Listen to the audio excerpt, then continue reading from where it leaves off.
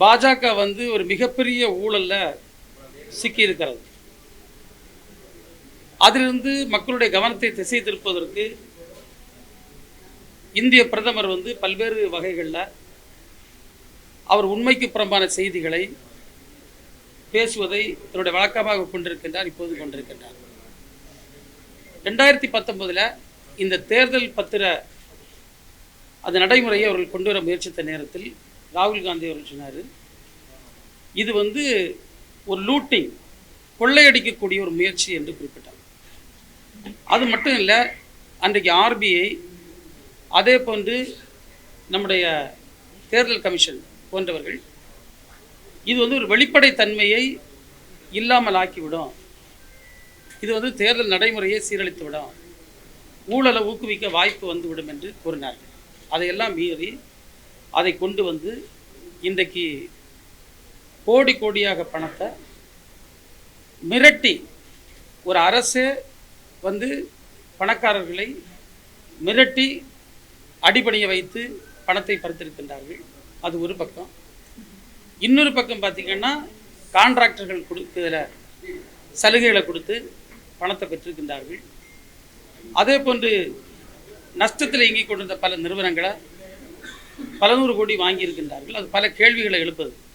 அப்போ நீங்கள் நஷ்டத்தில் இயங்குகிற நிறுவனங்கள் எப்படி நூற்றுக்கணக்கான கோடி தர முடிஞ்சது? அப்போ நீங்கள் வந்து வருமான வரியிலிருந்து அவர்களை பாதுகாப்பதற்காக நஷ்டக்கணக்கு காட்ட வைத்தீங்களா, இல்லை உண்மையிலேயே நஷ்டக்கணக்கு அது ஓடிக்கொண்டிருந்ததுன்னு சொன்னால் அவங்களுக்கு நீங்கள் வங்கியில் வந்து பல லட்சம் கோடி கடன் தள்ளுபடி செய்து கொடுத்து அதற்கு கையூட்டாக நீங்கள் இந்த பணத்தை பெற்றீர்களா என்ற கேள்வியெல்லாம் வந்துட்டு இருக்கு. இது வந்து ஒரு மிகப்பெரிய தருணத்தில் நம்ம இருந்துட்டு இருக்கோம். இதுக்கு கொஞ்ச நாளைக்கு முன்னால் தான் சிஏஜி அறிக்கை வந்து மிக தெளிவாக பல லட்சம் கோடி தவறு நடந்திருக்கிறது என்று கூறிய நேரத்தில் அதையும் மூடி மறைப்பதற்கு பல்வேறு சம்பந்தமில்லாத சாதாரண மக்களுடைய வாழ்க்கைக்கு தேவையில்லாத பிரச்சனைகள் எல்லாம் பேசிக்கொண்டு மக்களை வந்து உணர்ச்சி வயப்படுத்தி திசை திருப்பினீர்கள்.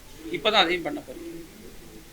இப்போ கன்னியாகுமரியில் அவர் வந்து மீனவர்களுக்கு பாதுகாப்புன்னு சொல்லார். நான் அவரை பார்த்து நேருக்கு நேராக ஒரு கேள்வியை வைக்கிறேன். சீனா வந்து வட இந்தியாவில் 4000 ஸ்கொயர் கிலோமீட்டர் பகுதியை வந்து ஆக்கிரமித்திருக்கிறத உங்கள் ஆட்சியில் பல குற்றச்சாட்டுகள் வந்திருக்கிறத அது நீங்கள் வாய்மூடி மௌனியாக பார்த்துட்டு இருந்தீங்களா?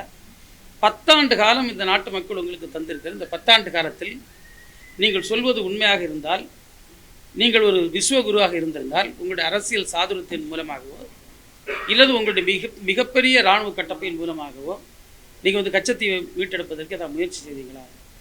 எந்த முயற்சியும் நீங்கள் 10 வருஷம் செய்யலை. நீங்கள் அமெரிக்க ஜனாதிபதி பதவியே 2 டேர்ம் தான். இவர் 2 டேர்ம் பதவி முடிஞ்சு இந்த 2 டேர்மில் அது எதுவும் பண்ணலை. இதில் மிகப்பெரிய பரிதாபம் என்னவென்றால் 2018 பாஜக ஆட்சி இருக்கும்போது தான் முதல் முறையாக வந்து இலங்கை முதல் முறையாக நம்முடைய மீனவர்களிருந்து கைப்பற்றிய படகுகளை அவங்க வந்து விலைக்கு விற்று தேசியமயமாக்கின அந்த பணத்தை லேலத்தில் போட்டு அதை வந்து வாய்மூடி மௌனியாக பார்த்து கொண்டிருக்கிறது இந்த மோடி அரசு. ஒரு நாட்டிலிருந்து கைப்பற்ற படகுகளை அந்த நாட்டு மீனவர்களுக்கு வாங்கி கொடுப்பதற்கு கூட துப்பில்லாத ஒரு பிரதமர் இன்றைக்கு மீனவர்களை பாதுகாப்புன்னு சொல்லுகிறார். இன்னும் நீங்கள் பார்த்தீங்கன்னா இன்னும் நீங்கள் கொஞ்சம் பார்த்தீங்கன்னா ஒக்கி புயல் வந்தது. எவ்வளோ மீனவர்கள் கன்னியாகுமரி மாவட்டத்தில் பாதிக்கப்பட்ட நேரத்தில் எல்லோரும் சேர்ந்த அலுவலர்களை கேட்க அவர் வரல. நம்முடைய மாண்புமிகு முதல்வர் அன்றைக்கு எதிர்க்கட்சி தலைவர் வந்தார், ராகுல் காந்தி அவர்கள் வந்தார். அதுக்கு பிறகு காலம் கடந்து திரு மோடி அவர்கள் வந்தார். அவர் வந்து கன்னியாகுமரியில் பாதிப்பு இல்லை, கன்னியாகுமரியின் மேற்கு கடற்கரையில் தான் பாதிப்பு. அந்த பகுதிக்கே செல்லாமல் கன்னியாகுமரி கெஸ்ட் ஹவுஸில் ஹெலிபேடில் இறங்கி ஒரு புகைப்பட கண்காட்சியை மட்டும் பார்த்து விட்டு சென்று விட்டார். அந்த மக்கள் நாங்கள் எல்லோரும் ஏகோபித்து ஒரு கோரிக்கை வைத்தோம். நம்முடைய கடலில் வந்து அடிக்கடி மீனவர்கள் காணாமல் போகிறார்கள், ஒன்றிய அரசு உரிய நடவடிக்கை எடுத்து எங்களுக்கு வந்து ஹெலிகாப்டர் மூலமாக அவர்கள் பாதிப்புள்ள தேடுகின்ற ஒரு வாய்ப்பை உருவாக்கி தருங்க. இந்த 10 வருஷத்தில் அதை கூட உருவாக்கி தர முடியலை. இன்றைக்கும் பார்த்தீங்கன்னா இலங்கையில் 28 மீனவர்கள் எல்லை தாண்டி மீன்பிடித்ததற்காக கைது செய்யப்பட்டு வைக்கப்பட்டிருக்கிறார்கள். திரும்ப திரும்ப நம்முடைய மாண்பு முதல்வர் அவர்கள் அங்கே இருக்கக்கூடிய அரசோடு பேச்சுவார்த்தை நடத்தி அவர்களை மீட்டு தாருங்கள் என்று ஒன்றிய வெளியுறவுத்துறை அமைச்சருக்கு கடிதங்கள் எழுதியிருக்கிற நீங்கள் எல்லாம் பார்த்துருப்பீங்க. 2 வாரங்களுக்கு முன்னால் இதே போன்று சவுதி அரேபியாவில் மாட்டியிருந்த பல மீனவர்களை நம்முடைய அயலக அணியும் வெளிநாடு வாழ்கின்ற தமிழர்களும் இணைந்து அவர்களை மீட்டெடுத்திருக்கிறார். இதுதான் ஒன்றிய அரசுக்கு நிலை. இப்படி இருக்கக்கூடிய நேரத்தில் அவர்கள் எப்படி மீனவர்களை பாதுகாப்பார்கள் எங்களுக்கு தெரியாது. 50,000 கோடி ரூபாய் தமிழ்நாட்டுக்கு ரோடுக்கு தந்திருக்காங்களா? அவர் ஒரு நேரம் நம்ம ரோடு எத்தனை கிலோமீட்டர் தூரம் இருக்கிறது, 50,000 கோடி டிவைடட் பை 10ன்னு சொன்னால் ஒரு வருஷத்துக்கு 5,000 கோடி. நம்ம மாநில அரசு நெடுஞ்சாலைத்துறைக்கு ஒரு ஆண்டுக்கு 25,000 கோடி பக்கத்தில் ஒதுக்கிட்டு இருக்கு. அது போக இங்கே இருக்கக்கூடிய ஊரக வளர்ச்சித்துறை, அதுபோன்று இங்கே இருக்கக்கூடிய நம்முடைய நகர்ப்புற வளர்ச்சித்துறை எல்லாம் பார்த்திங்கன்னா ஒவ்வொரு ஆண்டும் 50,000 கோடிக்கு மேல் வரும். அந்த அளவுக்கு நம்ம நிதி ஒதுக்கீடு செய்து கொண்டிருக்கிறோம்.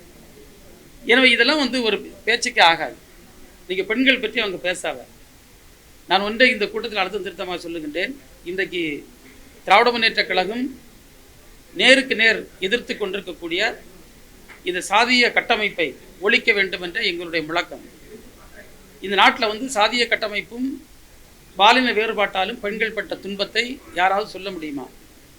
நீங்கள் முக்கியமாக நம்ம எடுத்துக்கிட்டோன்னா, அன்னைக்கு கணவன் இறந்தால் பெண் உடன்கட்டை ஏற வேண்டும்.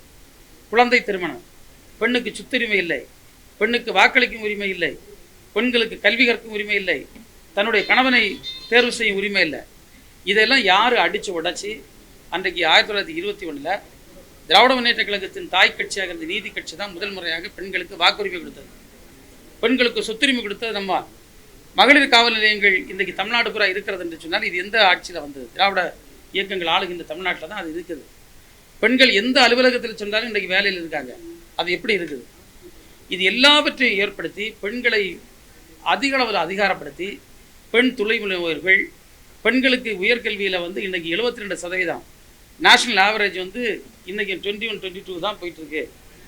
அப்போ இப்படி இருக்க சொல்லும் இதில் நம்ம அதை பேசுவதில் பெரிய அர்த்தம் இல்லை. எனவே இதெல்லாம் தேர்தலுக்கான முழக்கங்களே தவிர வேறு எதுவுமே இல்லை. இந்த அரசிற்கு மக்களிடத்தம் கொண்டு செல்வதற்கு நாங்கள் என்ன செய்திருக்கிறோம் என்று சொல்வதற்கு எதுவும் இல்லாத சூழ்நிலையில் அவர் இன்றைக்கு அந்த பழியை ஒரு வெற்றி பேச்சுகளால், வெற்றி முழக்கங்களால் மற்ற கட்சிகள் மீது திணிப்பது எந்த விதத்தில் நியாயமில்லை. பாதகம் செய்பவரை கண்டால் நாம் பயங்கொள்ளலாகாது பாப்பா, மோதி மிதித்து விடு பாப்பா, அவர் முகத்தில் உமிழ்ந்து விடு பாப்பா. அண்மை செய்திகளை உடனுக்குடன் தெரிந்து கொள்ள இணைந்திருங்கள் இயம்நாடு தொலைக்காட்சியுடன்.